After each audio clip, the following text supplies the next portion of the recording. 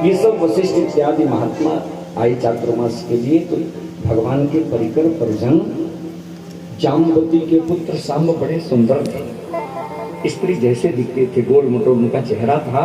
उनको साड़ी चूड़ी पहनाकर, पेट में कड़ाही बांधकर, गर्भिणी स्त्री का वेश बनाकर महात्माओं के पास में ले गए, प्रणाम कर। आप बताइए कि इसके गर्भ से बेटा होगा कि बेटी है? महात्माओं ने देखा ये हमारी परीक्षा ले रहे हैं। क्रोध में आकर कुपित होकर के कहा, जनिष्यति भो मंदा मुसलम कुलनाशनम, ये वंश को विनष्ट करने वाला एक मूसल पैदा होगा। और हुआ भी। उसे जाकर प्रभास क्षेत्र में घर्षण किया, नुकीला बात फेंक दिया, मछली निगली, जरावधिक अपने बाण में लगा लिया। सज्जनों, कभी कोई संत मिले, भक्त मिले, विद्वान मिले, उनकी परीक्षा लेने का प्रयास मत करिए। आप जिज्ञासा रखिए। प्रश्न दो तरह के होते हैं, एक विद्यार्थी की तरह, एक अध्यापक की तरह। जब विद्यार्थी अपने अध्यापक से प्रश्न करता है तो वो नहीं जानता है, जिज्ञासावशात पूछता है।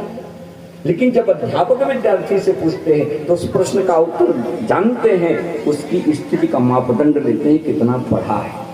कथा में परीक्षक बन करके नहीं, परीक्षित बन करके आना चाहिए। कभी कोई संत मिले, भक्त मिले, जाति न पूछो साधु की, पूछ लीजिए ज्ञान, परीक्षा मत कर लीजिए।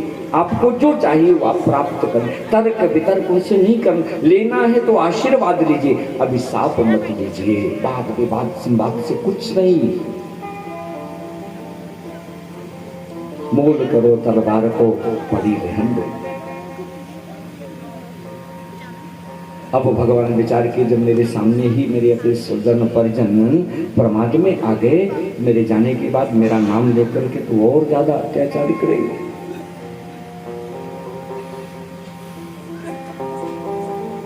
उस समय 9 योगेश्वरों का संवाद, कवि हरि अंतरिक्ष प्रबुद्ध पिपलायना, आविर्होत्र द्रुमला चमसाकर भाजनम।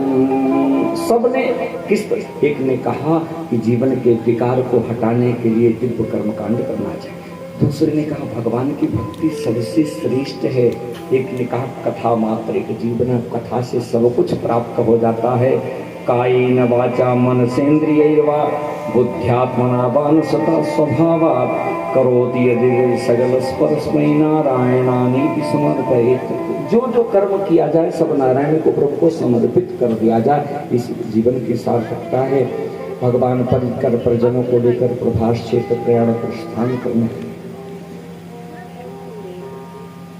जैसे ही चलने को हुए,